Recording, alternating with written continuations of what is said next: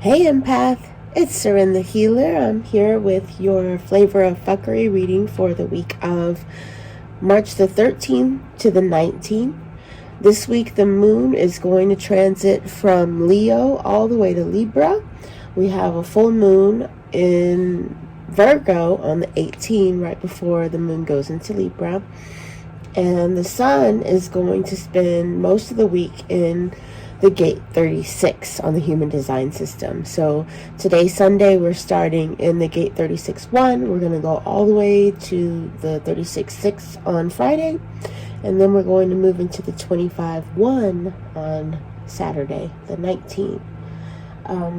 The line story for this hexagram is about battling the light as the sun sets, or no, not the light, battling the darkness as the sun sets. So it is the last full week of the zodiac year, before the sun moves into Aries. The sun is going to move into Aries during the gate 25. But while it is in the 36 is the last full hexagram before the sun, transits into Aries.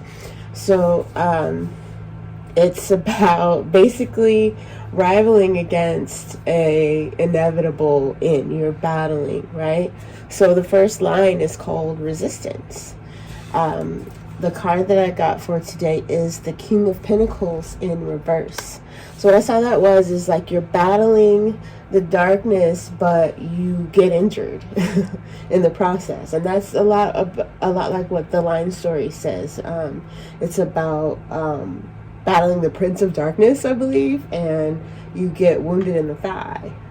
In line 2, the superior man is wounded in the thigh, but the horse comes in to rescue him. So with that line being called support in the Ravi Ching, I see that as us getting help from spirit. You're getting a message, or you're getting outside reinforcements that come in to help you, and it looks like it's looking up on this day. This is actually a yin day, however, with it being the death card. It's like the close of something with more focus on going inward, not actually expending energy outward. So maybe going into receiving mode in order to receive that message on Monday, tomorrow. And so today was a yang day. I'm late. I'm sorry, you guys, but a lot happened over the weekend, so we're getting this out tonight. But Tuesday, we'll be back into yang energy, and I got the Justice in reverse for that. And that line is called transition in the Ravi Ching. So I see that as us getting a perspective shift. It really looks like a shift or a switch between dark and light. So dark is where light was, light is where the darkness was. And that actually reminds me of something that Marlo's been saying about the wheel is turning. But it's like your view of justice or what needs to happen changes in order to balance things out. There's a perspective shift that happens on Tuesday. Something possibly that you do that causes you to see this, something is revealed, or something of that effect. There's a shift, a switch between dark and light. I don't know if you can see that,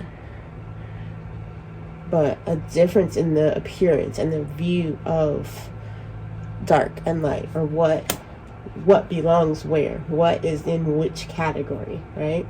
And so in the fourth line, we get a hang of this new dynamic, and it is an opportunity to manipulate that energy from that side of things. And that line is actually called espionage. In the line story, they talk about feigning madness in order to either be overlooked and gain passage, or something to that effect, where you've been captured and you're feigning madness so that you're not under high security.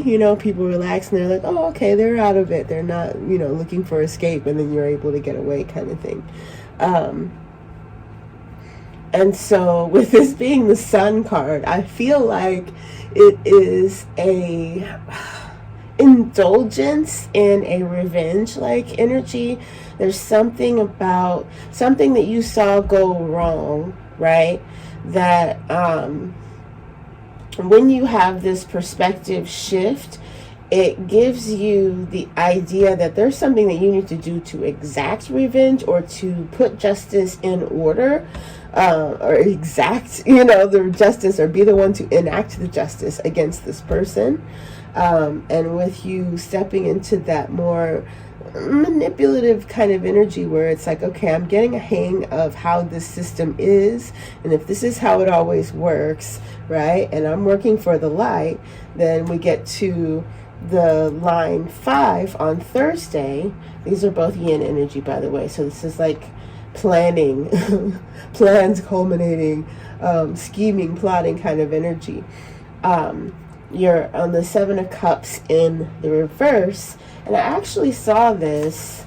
The name of that line is the Underground. So the line 5, the 36-5, is called the Underground. And this particular 7 of Cups card upside down with that snake winding out, it really looks like a view of the surface from underground to me. And so what I saw was someone attempting to use the darkness for light. So you're attempting to use dark tools with a light intention, right? And that's how you're seeing it in these in this energy on this day, because of this switch that happened, this perspective shift that happened on Tuesday, that causes everything to be a little skewed, right? So it's nighttime and we are now in a different environment than we were in the day. So we have to adapt. We have to utilize the darkness, right? So then on Friday, the day of the full moon, we have the line 6, which is called Justice. Right? So we have the Justice card in reverse for Tuesday. And then when we get over here to the line 6, we have the 6 of Cups in the line that's called Justice. So to me, I see that as something happening to make you realize what real justice would have looked like, or what it was supposed to look like. And your understanding of the whole spectrum gets clearer after you see that. You're able to look back at the past and compare to where you are at today, what you're seeing today, what you've experienced, and how things turned out when you tried to manipulate the system, right?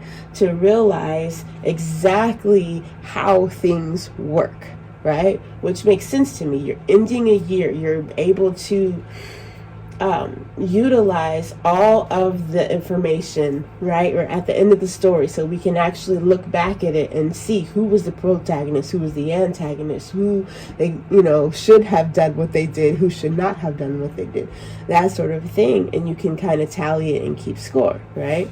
So then, taking that knowledge that we gained from the experience of the 36-6, we then come into the 25-1, and I got the Magician in reverse for that day. That's on Saturday. And that line is actually called selflessness. So what I saw that as, with a Magician in the reverse, it's not necessarily him being disempowered, but it is a person who is new. They're looking at the world with new eyes now that they have learned this lesson, and they realized that what they were trying to do in the darkness didn't have the outcome that they wanted it to, because they were using dark tools. And so with your intention and your innocence and which is what the gate 25 is actually called, is the gate of innocence. You thought that you could utilize that tool with that intention, and regardless of the way that tool has been labeled, you could just wield it in the way that you intend to or that you mean to, which is not impossible, depending on what level you're on and how dark the tool, right? But in this case, there was a lesson to be learned there. There was something that needed to be understood. You needed stronger footing before you went dabbling, right? So the newness on Saturday, you come in humbled with a better understanding, and you're able to make a gesture or an action, or maybe a gesture. I feel like gesture is probably the best word for it, in towards fixing everything that is selfless. It's outside of who you saw yourself as coming into this whole situation, which feels like a lot for just a week. But that's what I'm seeing with the energy story. The overall card for the week was closing door, completion, which is very appropriate with this being the last full hexagram of the zodiac year before we move into Aries. And the chakra card is a power move. Look at that. Beautiful chess piece on top of the world, right? Checkmate. Keep locking it. The key is in the lock. You have unlocked the world with this chess move. So I feel like maybe this gesture or this selfless act out of a new understanding for the way things work is that powerful move. And this is a solar plexus chakra card. It is a number 6. That one was a 5. So we are going to do a solar plexus vibration healing today. And then I'm going to let you guys go. Oh, I felt led to pull a Ascended Master card. And when I did that, 3 came out. So the first one that fell out was Jesus. And his card says, open your heart to love. The second one out was Isis. And her card says, balance career and home life. And the third out was Krishna. And Krishna's card says, find the blessing in your current situation. I feel like that is a definite possibility with the humbling experience and new understanding that we are expected to gain this week with this energy. All right, so take a moment, pause me if necessary, and get comfortable. Place the phone where you can feel the buzz, and we're gonna do a couple of minutes of solar plexus sound.